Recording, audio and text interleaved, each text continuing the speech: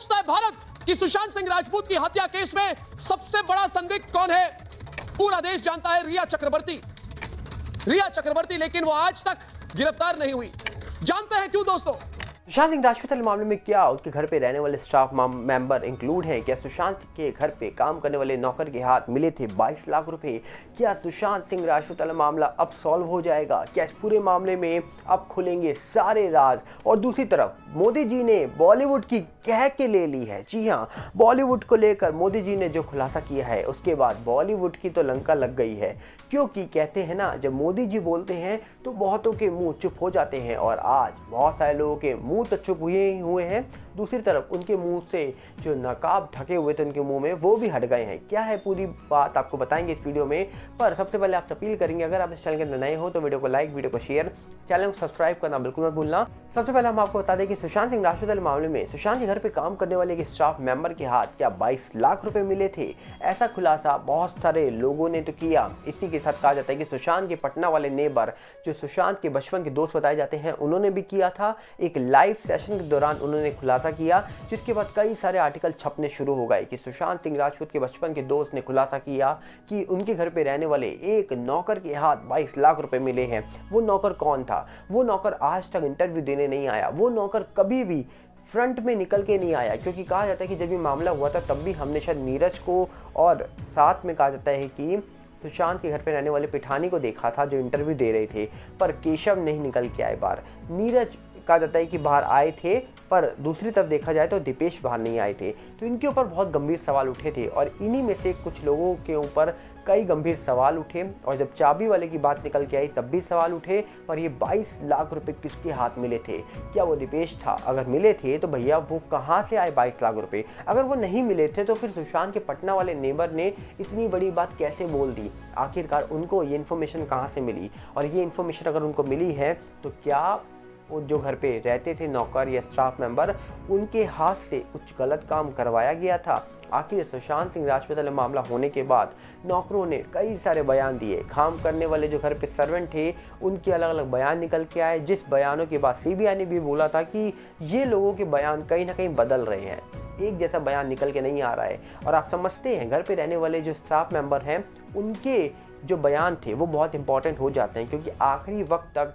वो उस घर पे रहे थे। अब देखने वाला विषय यहाँ पर ये है कि सही में सुशांत मामले में इतनी बड़ी चीज़ हो गई, पर आखिरकार क्या कोई भी सच, कोई भी बात सामने निकल के नहीं आई? आखिर सुशांत की ना कोई फ़ोटो आज तक सामने निकल के आई जहाँ पर सुशांत लटके हुए हैं, ना ही कोई फ़ोटो ऐसी बाहर निकल के आई जो ये इस मामले को 100% ये बोल दे कि ये मामला बहुत सिंपल मामला है। सुशांत की एक फ़ोटो वीडियो जो निकल के आई वो तब की ही निकल के आई है जब सुशांत बेड पे थे।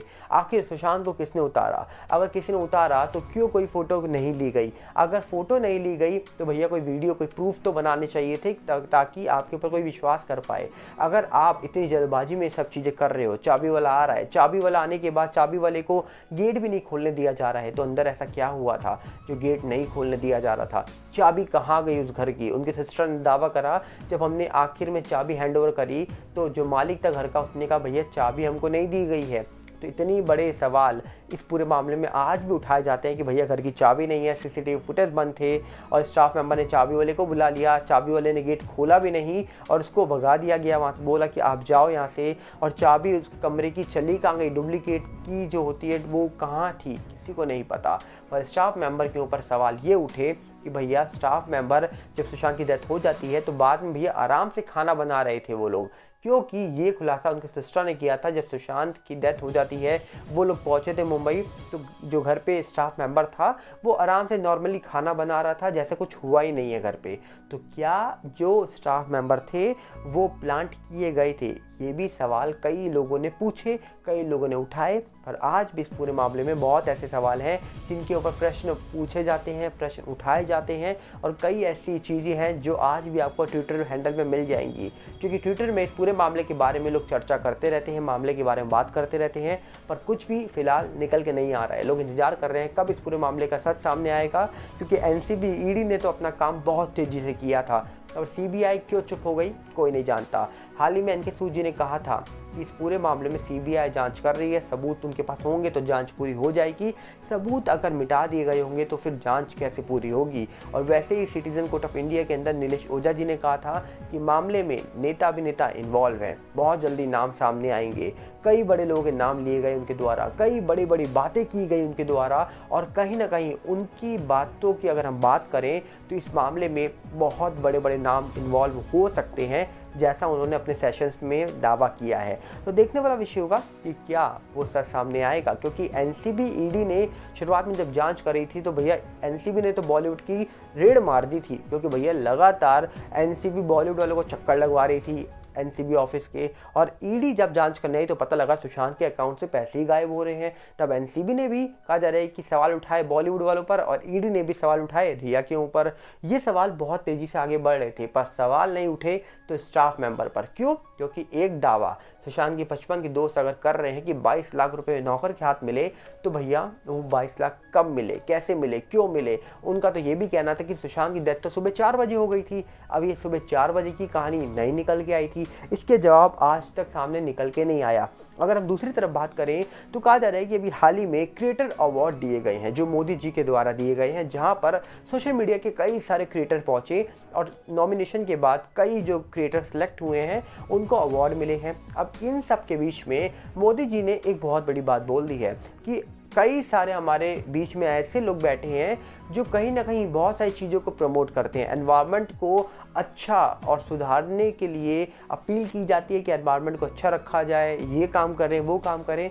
मोदी जी क्या कहते हैं? मोदी जी कहते हैं भैया आप लोग में से कई ऐसे लोग हैं जो एसी कार में बैठकर जिम जाएंगे, इलेक्ट्रिसिटी यूज़ करके अपना वजन घटाएंगे, पसीना निकालेंगे और फिर एसी कार में बैठकर घर आ जाएंगे, और उसके बाद एनवायरनमेंट के ऊपर भाषण देने के लिए आप एक 5 स्टार एसी होटल में जाएंगे और वहाँ बैठकर एनवायरनमेंट के ऊपर भाषण देंगे कि हमें ये चीज़ कम यूज़ करिए, ऐसा करिए, वैसा करिए। और भैया आप क्या कर रहे हो? आप खुलकर एनवायरनमेंट का मिसयूज़ कर रहे हो, और कहीं ना कहीं वजन कम करने के लिए एसी की ज़रूरत कभी नहीं पड़ती है। वजन कम करने के लिए, फिट रहने के लिए कभी भी आपको एसी ऑन करना ही नहीं पड़ता, क्योंकि वजन कम तभी होगा जब आपकी स्वेटिंग आएगी, पसीना आएगा। और भैया जब एसी चल रहा होगा तो पसीना तो नहीं आएगा, पर हाँ आजकल के टाइम पर पसीना ना आए या ना आए उससे फ़र्क ज़्यादा नहीं पड़ता लोगों को फ़र्क पड़ता है कि हम खा क्या रहे हैं। खाना इंपॉर्टेंट है, पर आजकल प्रोटीन्स के साथ साथ कई सारे लोग बहुत सारी ऐसी चीज़ें इनटेक कर रहे हैं जिसके बाद लोगों को लगता है भैया वही साधन है बॉडी बनाने का। पर अब कहीं ना कहीं मोदी जी ने उन लोगों के असली चेहरे बाहर ला दिए हैं, क्योंकि मोदी जी के उस भाषण के बाद लोगों ने सीधा टारगेट किया है बॉलीवुड को, और साफ बोला है कि भैया ये बॉलीवुड वाले ही हैं जो ऐसा करते हैं, एसी कारों में बैठ के जिम जाएंगे, वहाँ पर बिजली का यूज़ करेंगे, वजन कम करेंगे, एसी कार में वापस आएंगे, फिर 5 स्टार 7 स्टार होटल में जाकर एनवायरनमेंट के ऊपर भाषण देंगे। तो बॉलीवुड वालों की तो कहीं ना कहीं मोदी जी ने कह के ले ली है, और ऐसी ली है बॉलीवुड की मोदी जी ने कि बॉलीवुड वाले कहीं ना कहीं मोदी जी के आगे तो कुछ बोलेंगे नहीं, क्योंकि मोदी जी जो बोलते हैं वो एक बार ही बोलते हैं, और ऐसा बोलते हैं सामने वाले के भैया दूर तक चोट लग जाती है। अब कहीं ना कहीं देखा जाए तो बॉलीवुड वालों को लेकर ये बात बोली है, या कुछ फेक ऐसे एनवायरनमेंट क्रिएटर हैं जो एनवायरनमेंट को अच्छा बनाने के दावे तो करते हैं, पर पीछे वो क्या कर रहे होते हैं ये उनको नहीं दिखता। कई ऐसे लोग हैं जो पेटा के साथ जुड़े हैं, जो एनिमल्स को बचाता है, पर खुद वो एनिमल्स खा रहे हैं या एनिमल्स के साथ मिसबिहेव करते हुए दिखाई दे जाते हैं। तो कहीं ना कहीं मोदी जी ने उनको सुधारने के लिए एक बहुत अच्छी बात बोली दी है। आपको क्या लगता है? कमेंट बॉक्स आपके लिए खुला है। अब ये भी इंतजार रहेगा कि मोदी जी कब सुशांत के बारे में भी बात करेंगे। कमेंट बॉक्स आपके लिए खुला है, बताइएगा अपनी राय। हम मिलेंगे बहुत जल्दी, साथ में आपसे अपील करेंगे अगर आप चैनल के अंदर नए हो तो वीडियो को लाइक, वीडियो को शेयर, चैनल सब्सक्राइब करना बिल्कुल मत भूलना, और साथ में हमारे नए चैनल सागर भल्ला 18 के साथ जुड़ेगा, जो यूट्यूब का है, इंस्टाग्राम का भी सेम है सागर भल्ला 18, फेसबुक का है सागर भल्ला। सबके लिंक हमने आपको डिस्क्रिप्शन में दे रखे हैं। हम मिलते हैं बहुत जल्दी। नमस्कार, जय हिंद।